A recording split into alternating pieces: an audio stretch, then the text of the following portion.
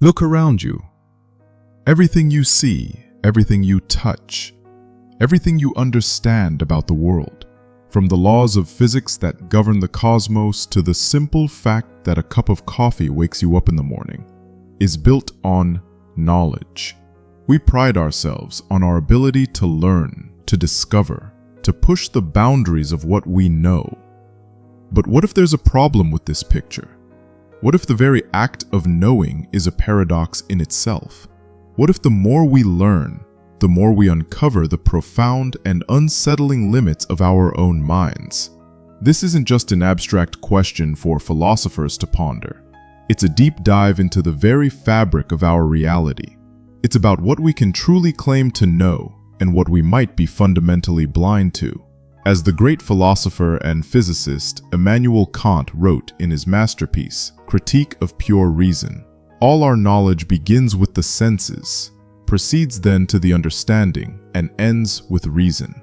There is nothing higher than reason, but even Kant, the master of reason, recognized its limits. He argued that we can't truly know the thing in itself, the noumenon, the reality of an object independent of our perception. We can only ever know the world as it appears to us, through our senses and our mental filters. This sets the stage for a fascinating and mind-bending journey. Today, we're exploring the world of epistemological paradoxes, those tricky riddles that reveal cracks in the very foundation of our knowledge. We'll look at some of the most famous examples, like the surprise examination paradox and the preface paradox, and see how they force us to confront uncomfortable truths about belief, justification, and certainty. We'll explore how thinkers from ancient Greece to the modern day have grappled with these questions. So, are we really the masters of our intellectual domain? Or are we like fish in a pond, convinced we understand the whole ocean when all we can truly see are the limits of our glass bowl? Join me as we explore the surprising and humbling truth about the limits of human knowledge. Let's get started.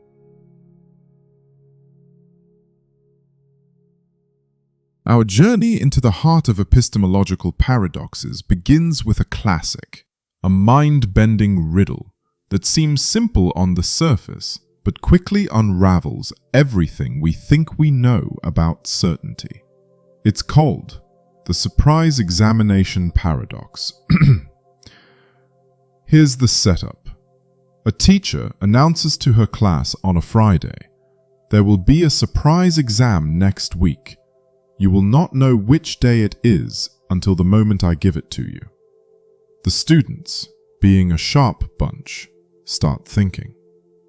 They reason like this: can the exam be on Friday? They conclude, no, it can't be. Why? Because if the teacher hasn't given the exam by Thursday, everyone will know with absolute certainty that it must be on Friday. But if they know it's coming, it's no longer a surprise. This violates the teacher's original announcement. So, Friday is out. Now, the students continue their logic. What about Thursday? If Friday is out, the last possible day is Thursday. But by Wednesday, they'll know the exam must be either on Thursday or Friday. Since Friday is impossible, it must be Thursday.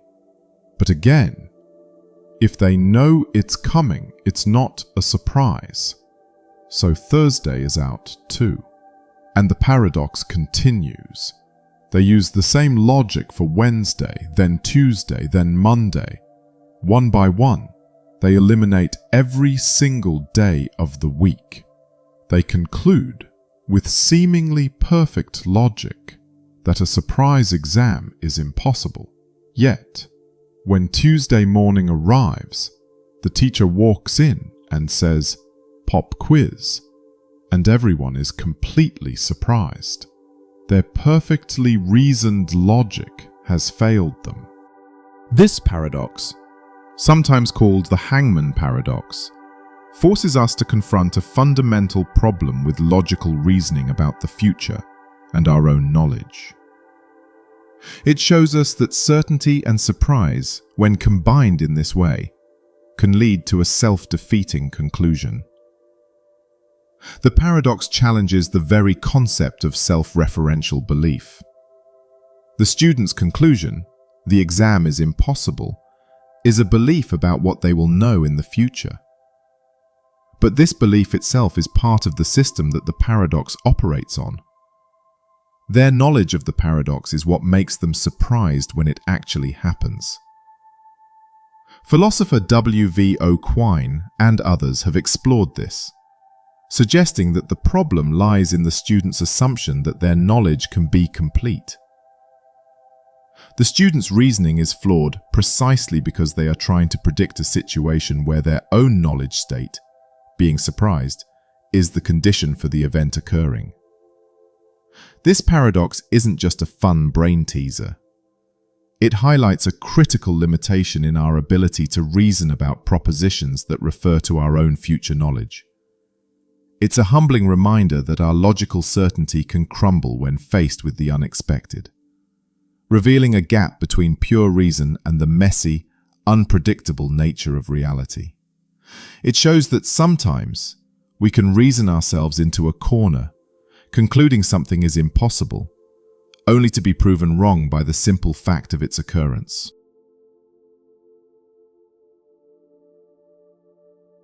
The Preface paradox and the problem of coherence.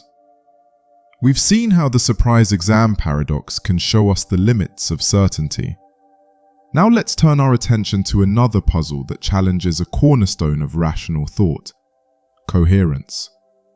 This is the idea that our beliefs should be logically consistent and not contradict each other. Enter the Preface paradox. Imagine an author who has spent years meticulously researching and writing a massive non-fiction book. The book contains hundreds, maybe even thousands of individual claims. The author has checked every fact, verified every source, and is confident in the truth of each and every statement. But when it comes time to write the preface, what does the author typically do? They write something like this: "While I have done my utmost to ensure accuracy, I am certain there are some errors that have slipped through the cracks. For these, I humbly apologize." Here's the paradox. The author believes every single proposition in the book is true. Yet, in the preface, they are also stating a belief that at least one of those propositions is false. Both of these beliefs, every statement in this book is true, and at least one statement in this book is false, seem perfectly rational, but they are also contradictory. This isn't just a quirky habit of authors, it's a profound problem for epistemology. It reveals a fundamental tension between our individual beliefs and our collective beliefs. As human beings, we understand that our knowledge is fallible. We know that while we may be justified in believing each individual claim we make, it's practically impossible for a large body of work to be completely error-free. The paradox was first formulated by the philosopher D.C. Makinson in 1965. He argued that it shows how even a justified set of beliefs can be inconsistent. You are justified in believing statement A is true, and B is true, and C is true, but you are also justified in believing that somewhere in that long list there is a mistake. This paradox forces us to ask, what does it mean for a body of knowledge to be rational? Is perfect consistency a realistic goal? Or is it a flawed ideal that ignores the very human and very real problem of fallibility? The Preface paradox suggests that our commitment to coherence might be too rigid. Perhaps rationality doesn't require us to have a perfectly consistent set of beliefs, but rather to manage a set of beliefs that we know are likely to contain some errors. It's a humbling thought. reminding us that even our most well-reasoned systems of knowledge are, at their core, approximations of the truth. The problem of induction and the limits of experience. We've explored paradoxes that challenge our internal logic. But what about the very foundation of how we understand the world? We learn from experience. We see the sun rise every day, so we assume it will rise tomorrow. We drop an apple and it falls, so we assume gravity will continue to work. We trust in the uniformity of nature. This fundamental assumption is called induction, and it is the bedrock of all scientific inquiry and everyday reasoning. But as the great Scottish philosopher David Hume famously argued, our belief in it is completely without a logical basis. In his seminal work, An Inquiry Concerning Human Understanding, Hume laid out a radical and deeply unsettling argument. He pointed out that we have no rational grounds for believing that the future will resemble the past. When we see a cause lead to an effect, say a billiard ball striking another and the second one moving, we don't see any inherent, necessary connection between them. We only see one event follow another. Hume's point is this: our belief in cause and effect is not based on reason, it's based on habit or custom. We have seen the sun rise every morning of our lives, so we expect it to rise tomorrow. But past experience by itself cannot logically guarantee future outcomes. There's no contradiction in imagining a world where the sun doesn't rise tomorrow, or where the laws of physics suddenly change.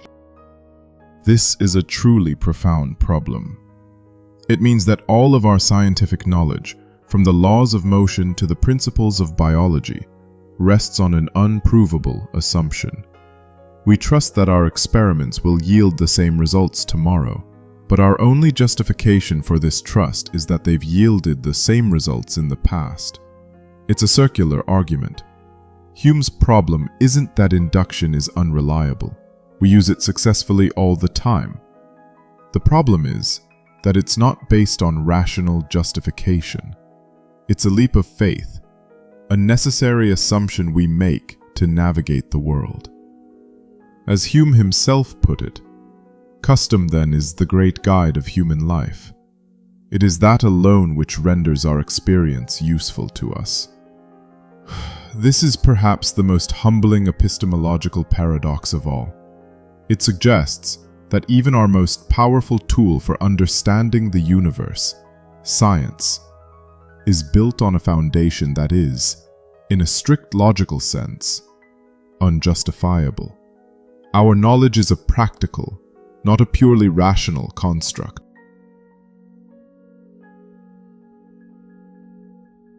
The paradox of the stone and the limits of omnipotence. We've explored the cracks in human knowledge, but what about the ultimate form of power and knowledge? Can a being with unlimited power, an omnipotent being, like God in many theological traditions, face a logical paradox? This brings us to one of the oldest and most famous theological puzzles, the paradox of the stone. The question is simple, yet it's been debated for centuries. Can an omnipotent being create a stone so heavy that even they cannot lift it? Let's break down the two possible answers, each leading to a contradiction. Answer 1. Yes, they can. If an omnipotent being can create such a stone, then it means there is something they cannot do, namely, lift that stone. This would be a limitation which contradicts the very definition of omnipotence. Answer 2. No, they cannot.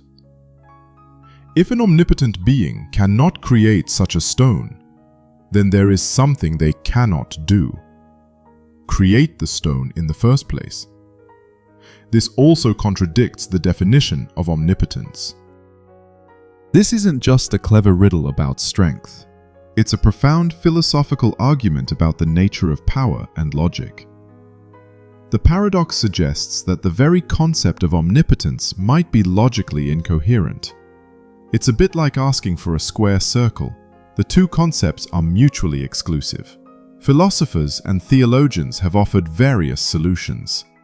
Some argue that omnipotence only applies to what is logically possible. Since creating an unliftable stone is a logical contradiction, it falls outside the realm of what even an all-powerful being can do. This view suggests that even God is bound by the laws of logic, and logic itself is a higher, unchangeable truth.